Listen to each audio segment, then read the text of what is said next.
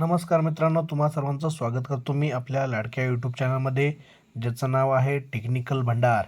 तर मित्रांनो, आज आपण पाहणार आहोत की आपलं ड्रायव्हिंग लायसन कसं रिन्युअल करायचं ते. त्यासाठी काय काय प्रोसेस असते ते आपण आजच्या या व्हिडिओत पाहणार आहोत. तर नवीन असाल तर आपल्या चॅनलला सबस्क्राईब करायचं आहे, लाईक करायचं आहे आणि कमेंट करायची. तर चला मित्रांनो, पाहूया आजची व्हिडिओ ड्रायव्हिंग लायसनसाठी. तर मित्रांनो, पहिल्यांदा ड्रायव्हिंग लायसन्ससाठी आपल्याला परिवहन या वेबसाईटवर जायचं आहे. जी ऑफिशियल वेबसाईट आहे परिवहन, ती गुगल क्रोममध्ये गेल्यानंतर आपण परिवहन या नावाची वेबसाईट टाकायची. त्यानंतर हे पाहू शकता आपण, एक नंबरला इथं आलेली जी वेबसाईट आहे परिवहन या लिंकवर क्लिक करायचं आहे. त्यानंतर मित्रांनो 2 मिनिटाचा वेळ लागेल. त्यानंतर मित्रांनो, driving licence and learner licence या बटनावर क्लिक करून मोर या ऑप्शनवर क्लिक करायचं आहे. त्यानंतर मित्रांनो, इथं आपल्याला ज्या राज्यात आपण राहतोय, महाराष्ट्र या राज्याचं सिलेक्ट करायचं आहे. आपण ज्या XYZ राज्यात राहत असाल तर ते आपण राज्य सिलेक्ट करायचं आहे. त्यानंतर मित्रांनो, इथं 3 नंबरला ऑप्शन आहे बघा, 3 नंबरला ऑप्शन आहे ॲप्लिकेशन फॉर DL रिन्युअल या बटनावर क्लिक करायचं आहे. मित्रांनो, आपल्याला लायसन रिन्यू करायचं असल्यानंतर आपण यासाठी RTOला जायची गरज नाही असं बोलतात, परंतु मित्रांनो, आपल्याला RTO जाणे कंपल्सरी लागते. आपला डॉक्युमेंट सबमिट करण्यासाठी आपल्याला RTOला जावे लागते. तर मित्रांनो, आपण पाहू शकता रिन्युअल ॲप्लिकेशनमध्ये तुम्हाला एवढ्या साऱ्या 16 सर्व्हिसेस आपल्याला करता येतात. यामध्ये लायसन रिन्युअल करता येतं, ॲडिशनल ऑफ एन्डोर्समेंट लायसन म्हणजेच लायसन त्यामध्ये ॲडिशनल करतो आपण. ज्यावेळेस 2 व्हीलर असेल आपल्याकडे लायसन, त्यामध्ये आपण 4 व्हीलर करतो किंवा त्याचबरोबर ट्रॅक्टर करतो, JCB करतो. हे लायसन आपल्याला ॲडिशनल करण्यासाठी याच प्रोसेसमध्ये जावं लागते. त्यानंतर आपल्याला इश्यू डुप्लिकेट लायसन, तुमचं लायसन हरवल्यानंतर डुप्लिकेट लायसन करायचं असेल तर आपण डुप्लिकेट करतो. त्यानंतर चेंज ऑफ ॲड्रेस म्हणजे लायसनचा पत्ता तुम्हाला बदलायचा असेल तर तो तुम्ही बदलू शकता. अशा जवळजवळ टोटल 16 सर्व्हिसेस आपल्याला या लायसन ऑफ रिन्युअल या प्रोसेसमध्ये मिळतात. त्यानंतर आपण कंटिन्यू या बटनावर क्लिक करायचे. तर मित्रांनो,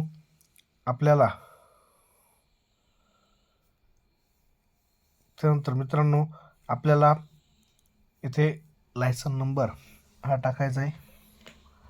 लायसन नंबर टाकताना मित्रांनो, जो तुमचा लायसन रिन्यू करायचा आहे त्याचा नंबर इथं तुम्हाला टाकायचा आहे. MH17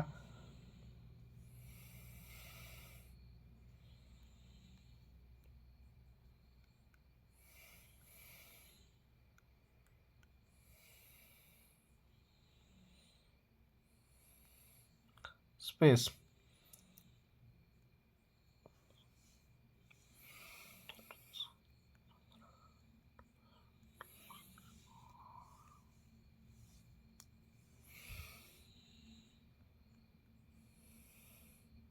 त्यानंतर डेट ऑफ बर्थ, तुमची जन्मतारीख जी लायसनवर आहे ती जन्मतारीख तुम्हाला इथे सबमिट करायची.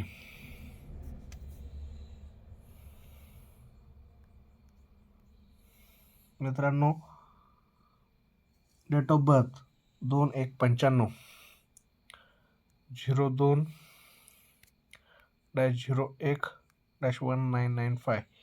तर मित्रांनो, डेट ऑफ बर्थ टाकल्यानंतर इथं कॅप्चा कोड हा फिलअप करायचा आहे. जसा तसा पाहून कॅप्चा कोड आपल्याला फिलअप करायचा आहे मित्रांनो. त्यानंतर इथं गेट डिटेल्स या बटनावर क्लिक करायचं आहे. मित्रांनो, लायसनची पूर्ण डिटेल्स आपल्यासमोर ओपन होणार आहे. हे लायसन कोणाचं आहे, त्याची सिग्नेचर, त्याचा पत्ता. त्यानंतर मित्रांनो, एक्सपायर झालेलं असेल तर इथं आपल्याला एक्सपायर कधी झाले त्याची डेट येते. त्यानंतर मित्रांनो, आपल्याला इथं येस करायचं. हे लायसनवरील आपल्याला डिटेल्स कन्फर्म आहेत का, त्यानंतर आपल्याला येस या बटनावर क्लिक करायचं आहे. त्यानंतर मित्रांनो, आपण इथं पाहू शकता महाराष्ट्र. त्यानंतर आपला RTO सिलेक्ट करायचं आहे, ज्या RTOत आपल्याला लायसन रिन्यू करायचं आहे. जर आपण पुण्याचे असाल तर MH12 करू शकता, पिंपरी चिंचवड असेल तर MH14 करू शकता, अहमदनगर असेल तर MH16 करू शकता. त्यानंतर मुंबई असेल तर MH01 करू शकता. तर ज्या संलग्न RTOत आपण आहात तिथं आपल्याला क्लिक करायचं आहे. आता हे याचं माझं MS-17चं आहे, तर मी या ठिकाणी क्लिक करणार श्रीरामपूर RTO. त्यानंतर प्रोसेस या बटनावर क्लिक करायचं आहे मित्रांनो. त्यानंतर पूर्ण अशी डिटेल्स परत ओपन होणार. त्यानंतर आपल्याला इथं मेल ID टाकायचा असेल तर आपण टाकू शकता. तर मित्रांनो हे पहिल्या डोक्यात ठेवा की आपला मोबाईल नंबर जो लिंक आहे त्या मोबाईल नंबरला OTP जाणार आहे. जो लायसनला लिंक आहे त्याच मोबाईलला OTP जाणार आहे.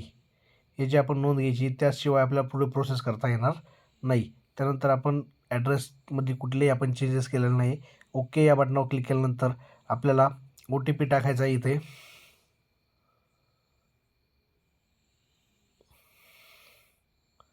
कॅप्चा कोड फिलअप करायचा आहे आणि OTP जाणार आहे. तो OTP गेल्यानंतरच आपण पुढची प्रोसेस करणार आहोत. गेट OTP या बटनावर क्लिक करायचं आहे.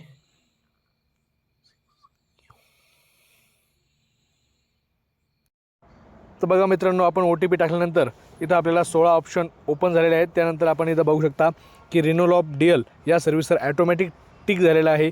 त्यानंतर आपण इथं प्रोसेस या बटनावर क्लिक करायचं आहे. प्रोसेस या बटनावर क्लिक केल्यानंतर मित्रांनो या ठिकाणी पूर्ण नाव आलेलं आहे. जर ॲड्रेस चेंज करायचा असेल तर आपण या ठिकाणी क्लिक करायचं आहे, परंतु आपल्याला ॲड्रेस चेंज करायचा नाही कुठल्या प्रकारे. त्यानंतर आपण डिक्लेरेशन फॉर्म हा भरायचा आहे. त्यामध्ये no yes no no no no, पुन्हा बघा no yes no no no no या बटनावर क्लिक केल्यानंतर I hereby declare that या बटनावर क्लिक करायचं आणि सबमिट या बटनावर क्लिक करायचं. त्यानंतर ओके म्हणायचं आहे. त्यानंतर पुन्हा ओके करायचं आहे. ओके केल्यानंतर मित्रांनो हे सर्व टिक यामध्ये सर्वमध्ये टिक करून घ्यायचे. त्यानंतर इथं कॅप्चा कोड परत फिलअप करायचा आहे. QVZZPC मित्रांनो. त्यानंतर आपण सबमिट या बटनावर क्लिक करायचं आहे. ओके म्हणायचं आहे. ओके केल्यानंतर आपला फॉर्म पुढं होणार आहे. Congratulations your application has been submitted. तर मित्रांनो आपला ॲप्लिकेशन नंबर हा सबमिट झालेला आहे. मित्रांनो आपण पाहू शकता हा ॲप्लिकेशन नंबर या ठिकाणी आपल्याला शो होतो आहे. ॲप्लिकेशन नंबर आलेला आहे आणि डेट ऑफ बर्थ पण आलेला आहे. त्यानंतर आपण सबमिट या बटनावर क्लिक करायचं आहे मित्रांनो. त्याच्यानंतर आपल्याला कॅप्चा कोड परत फिल करायचा आहे.